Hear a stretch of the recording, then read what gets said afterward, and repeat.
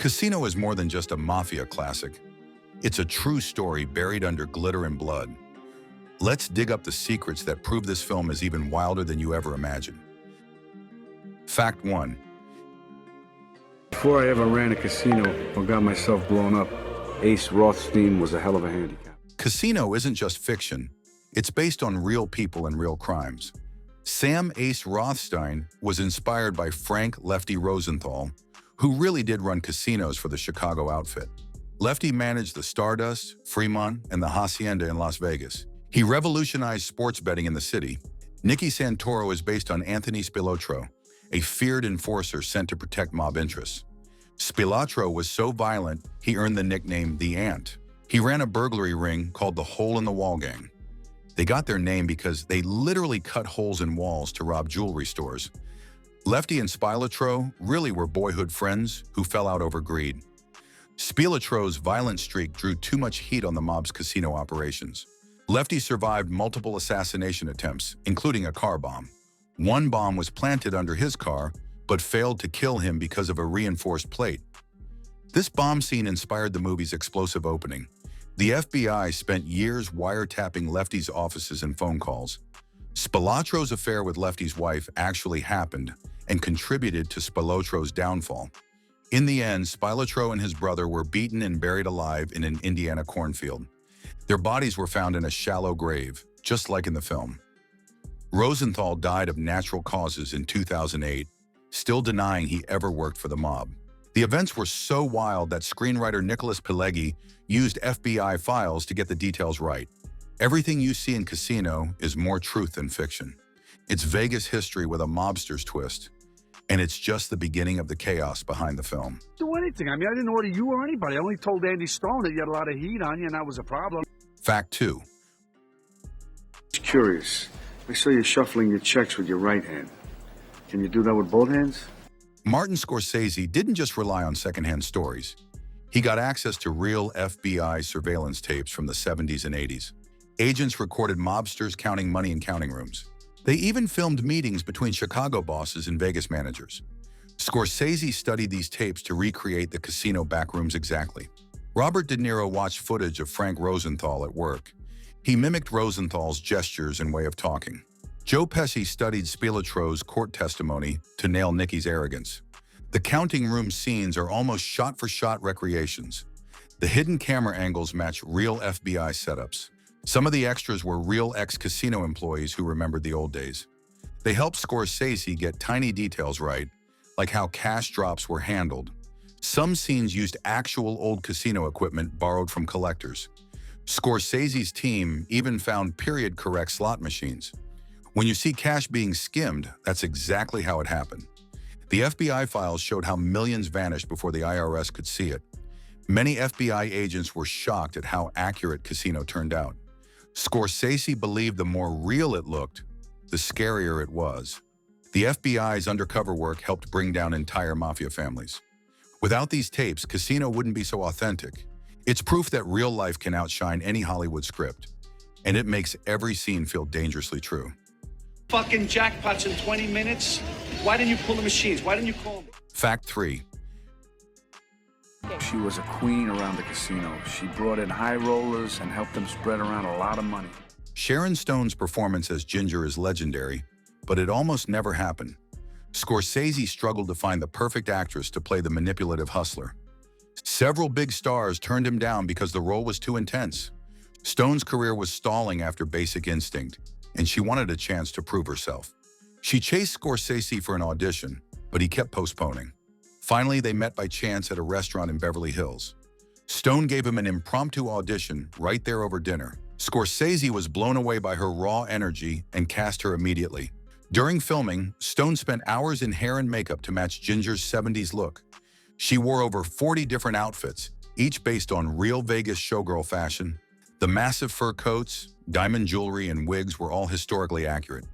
Stone studied tapes of real mob wives to get Ginger's attitude just right.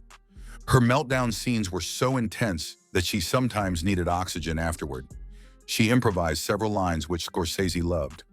Ginger's outbursts were based on real arguments Rosenthal's wife had in public.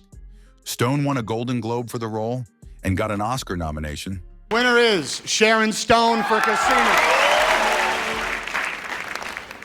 She credits Scorsese with saving her career. Behind the scenes, she clashed with Pesci because he stayed in character.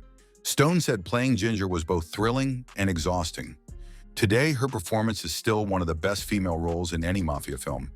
It's wild to think we almost never saw it happen, and it proves that the right casting can change movie history. Oh, I had a few games on the way back. Fact 4. I know you're a lying, low-life, motherfucking gambling degenerate prick. Joe Pesci's portrayal of Nicky Santoro is terrifying because it wasn't much of an act. Pesci based his performance on real mob enforcers he'd met growing up in Jersey. He stayed in character for most of the shoot. Some extras were genuinely scared of him. In one scene, he smashed a prop phone so hard it cut his hand open. He refused stitches and kept filming with a bandaged fist. Pesci insisted on real tension with De Niro to sell their on-screen rivalry. He improvised many of Nicky's foul-mouthed rants. Scorsese gave him freedom because it made Nicky feel unpredictable. The famous pen-stabbing scene shocked even the crew. Pesci choreographed it with Scorsese and did it in one brutal take. He made his co-stars flinch for real. When he threatened people on set, you couldn't always tell if he was acting. Pesci's real-life friendship with De Niro kept things from going too far, but Sharon Stone said he intimidated her more than anyone. Pesci's portrayal was so intense that mobsters reportedly laughed at how accurate it was. Some even said he toned it down compared to Spilatro's real violence. After Casino, Pesci stepped away from mafia roles for years. He felt it was too dark to keep channeling that mindset. Nicky Santoro remains one of the scariest mafia characters ever filmed, and it's a reminder that sometimes the best acting feels dangerously real. The FBI, that prick's been dodging me for 3 weeks. Fact 5. This guy off the premises, and I want you to exit him off his feet and use his head to open the fucking door. The real casinos run by the mob were bugged from top to bottom. The FBI planted hidden microphones in counting rooms, offices, and even phones. Agents rented rooms across the street to film managers with long lenses. Some cameras were hidden in fake air vents and ceiling tiles. Frank Rosenthal, the real-life ace, was paranoid about being watched. He constantly searched for bugs in his office but never found them all. Sometimes he would have loud conversations just to throw the FBI off. The surveillance tapes captured him counting stacks of cash for the bosses. They also recorded Spilatro threatening employees who talked too much. One hidden mic even caught plans for a hit that was never carried out. Scorsese used this real paranoia to build Casino's tension.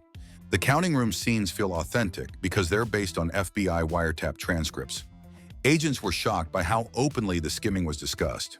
Millions of dollars vanished every month, never reported to the IRS. Big bosses in Kansas City, Chicago, and Milwaukee all took a cut. The real mob used code words but slipped up all the time. Scorsese made sure actors mimicked this double talk perfectly. The FBI eventually shut down the skimming with a massive raid. They seized ledgers, cash, and recorded confessions. Most of the men caught on tape ended up dead or in prison. Casino shows you how easy it was to cheat Vegas in its wildest days, and how the feds were always listening. Fucking warrant, don't ever go over my fucking head again, you motherfucker, you. Fact 6. An equal amount of blueberries in each muffin. Robert De Niro wears more outfits in Casino than in any other movie he's done. He had over 70 custom-made suits for the film. Every suit was designed to match real 1970s high roller style. Many of them were replicas of Frank Rosenthal's actual wardrobe. Some suits cost thousands of dollars each. De Niro even wore matching silk underwear to feel authentic. The bold colors, wide lapels, and flashy ties were true to Rosenthal's taste. Costume designer Rita Ryak found vintage fabrics for accuracy. De Niro would spend hours each day changing between takes. He and Scorsese planned which suit matched each scene's mood. Even the jewelry was real gold and diamonds. De Niro sometimes stayed in costume off-set to stay in character. The pink suit he wears during the Casino raid is one of the most iconic. Rosenthal was famous for pastel colors that clashed on purpose. Each outfit tells you Ace's mood: calm, angry, or ready to kill. Scorsese believed the clothes were like a second script. Extras in the Casino scenes wore vintage outfits too. The wardrobe budget ballooned because of De Niro's demands. but the result is a perfect snapshot of old-school Vegas style. Fans still recreate his looks at costume parties. It's proof that in the mafia world, clothes really do make the man. And De Niro wore them better than anyone. Want to do me a favor? You want to take your feet off the table and put your shoes back on? Fuck you. Fact 7. Don't make me be a bad guy. Come on. You. Anthony Spilotro didn't just enforce the mob's rules. He ran his own crime ring. They were called the Hole in the Wall Gang for a good reason. They specialized in breaking into high-end jewelry stores by literally smashing through walls. They used sledgehammers, drills, and explosives to bypass alarms. Some jobs took all night while lookouts watched for cops. They hit stores up and down the Vegas Strip. Their loot included diamonds, watches, and rare coins. Spilotro used fences to sell the goods out of state. The gang was made up of former burglars, boxers, and ex-cops gone bad. They made millions in stolen goods, all under the mob's radar. One heist went wrong when a lookout got drunk and fell asleep. Cops raided the job and arrested half the crew. Spilotro's reputation took a big hit after that. He got even more paranoid about snitches in his crew. The FBI used these botched robberies to flip gang members as informants. Scorsese shows Nicky's wild side to hint at Spilotro's real chaos. The real Hole in the Wall Gang is still one of Vegas's craziest true crime tales. Their bold robberies exposed how thin the mob's control really was. They inspired countless news stories and books. Casino hints at this crime spree but couldn't fit it all in. Sometimes the real story is too wild for even a 3-hour movie, and that's what makes the truth behind Casino so insane. I know. You gotta tell him to take care of things a little better. Fact 8. There are. Oh, there are. What's that? Huh? What's that? Playing Ginger took a serious toll on Sharon Stone's health. She was on set for up to 16 hours a day. The emotional scenes left her drained every night. During one heated argument scene with De Niro, she fainted for real. Crew members rushed to get her oxygen. Scorsese offered to reshoot, but Stone insisted they keep going. She said staying in Ginger's mind was like living on a roller coaster. She lost weight during filming because she couldn't eat properly. Her panic attack scenes were so real, they made extras uncomfortable. Stone once bruised her arm hitting a car door in anger. Doctors warned her to take breaks, but she refused.